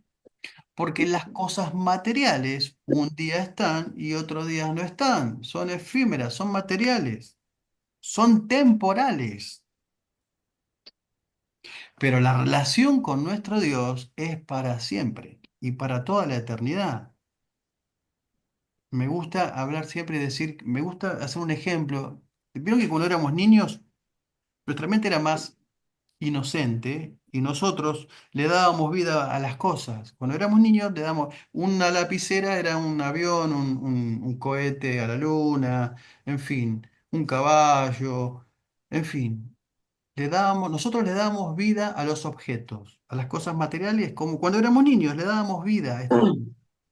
Hoy, de adultos, las cosas materiales nos dan vida a nosotros. Y pensamos y creemos que vamos a tener una mejor vida o una mejor y mayor realización en las cosas materiales. Pero en realidad las cosas materiales no nos pueden dar vida a nosotros. El único que nos puede dar vida a nosotros es Cristo, en nosotros, la esperanza de gloria. ¿Sí? No todo Sí, lo que queremos es lo que necesitamos. Por eso, ese pecado original fue en algo que ellos no necesitaban. No necesitaban de la experiencia del bien y del mal porque su plenitud estaba en Dios. No hubo veneno en el fruto, no había nada malo en el árbol. Esto es bueno entenderlo, porque la gente cree que había algo malo en el árbol. No había nada malo en el árbol. El fruto no estaba contaminado, no había nada malo en el árbol en sí. ¿Dónde estaba el problema? ¿A dónde estaba? La desobediencia. Claro, En la desobediencia. En la claro, desobediencia. exactamente, exactamente. Por eso nadie diga cuando es tentado que es tentado por Dios, dice Santiago. Porque Dios no es tentado por el mal y Él no tienta a nadie. Cada uno es tentado cuando es arrastrado por su propia pasión. ¿Cuál era la pasión? Querer saber acerca del bien y del mal. No fueron coaccionados, no fueron presionados. Dios no permitió que fueran dominados. El diablo no les puso una pistola en la cabeza y dijo, vayan, coman, coman, coman. No, no, no, no fue así. Fueron tentados, no fueron forzados. La serpiente no los controló, no los abrumó, ni los presionó. Sutilmente, ¿recuerdan el proceso? Los llevó por el camino, de la tentación a la caída. Es decir, que para que la tentación conduzca al pecado, que la tentación es pecado cuando se consuma, ¿no es cierto? sí. Es imprescindible la colaboración del individuo que es tentado. ¿Cuál es la diferencia entre la caída de Satanás y la caída del hombre, del ser humano? ¿Cuál es la diferencia? Que Satanás no tuvo un tentador externo. Él fue tentado de su propio designio, de su propia naturaleza. En cambio, Adán y Eva, sí tuvieron. ¿Estamos compitiendo? ¿Se puede mutear? Sí, Adán y Eva fueron tentados, sí, por la tentación externa, por Satanás. Bueno, bueno. Les hablé de 3 muertes: muerte física, muerte espiritual y muerte eterna. Y hay una cuarta muerte que es la de los hinchas de Boca, que esa no se la mencioné, pero bueno, Con no River. está en el libro, pero son datos que uno maneja, son por afuera del programa, ¿ok? Hasta acá llegamos, hasta acá llegamos. La próxima clase, por favor, lean de la página. Déjenme ver un segundito por acá, que acá tengo una. Lean, por El favor. 157, el primer pecado humano. Perfecto. Hasta la 165. Lean, por favor. ¿Sí? ¿Cuál Lean. sería? Porque la tenemos distinta. ¿Podría decir el subtítulo? Va de nuevo, hasta la 111. 165, hasta la página 165. Lean, ¿sí? Perdón, ¿Podría decir el desde el subtítulo? primer Pastor, pecado pero puede humano en decir adelante. el título porque tenemos distinta numeración de hojas. Perfecto, perfecto. Es verdad, es 111, verdad. 111, 111 la página. Sí, la otra es 111 y esta es 165. Sí. ¿Pero qué subtítulo sería? Porque yo tengo el libro y no El coincide. primer pecado humano es 150. Sí, El propósito de la ley. Sí, el propósito de la ley, el pecado y el mal, hasta la naturaleza del pecado. 165. ¿Sí? Bien. ¿Alguna otra pregunta hasta acá? ¿O ya lo tenemos todas re claro todo?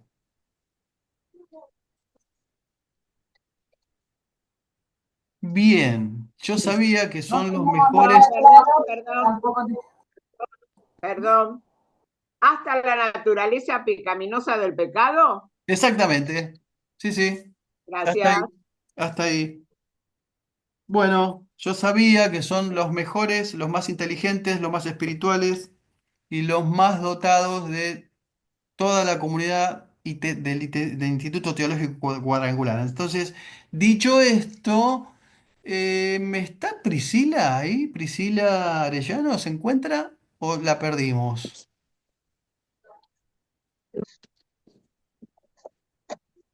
Hola, ¿Aló? acá estoy. Hola Priscila, mucho gusto, Rubén ¿Todo Piazza. bien? Priscila, un gusto. Bueno, le vamos a pedir a Priscila, por favor, si nos puede despedir en oración. Dale, oramos. Señor Jesús, te agradecemos, Señor, por esta reunión. Gracias, Señor, porque sabemos que el conocimiento y la sabiduría y la inteligencia, Señor, para poder entender la clase. Te pedimos, Señor, que estés en cada una de nuestras vidas, Señor, que estés en nuestra familia y que proveas, Señor, en todo. En el nombre de Jesús, amén y amén. Amén, amén. Dios le bendiga. Bendiciones. Buen fin de semana para Bendiciones. todos. Bendiciones, pastor, bendiciones a todos. Dios Saludos le a la bendiga. familia. Fin de semana, Dios bendiciones, buen fin de le semana. bendiga. Bendiciones. Bendiciones. Bendiciones.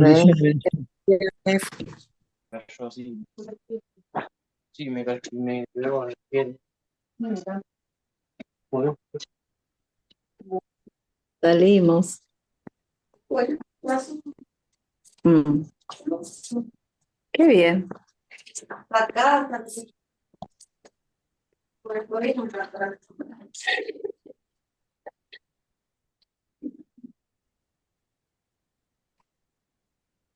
Bendiciones.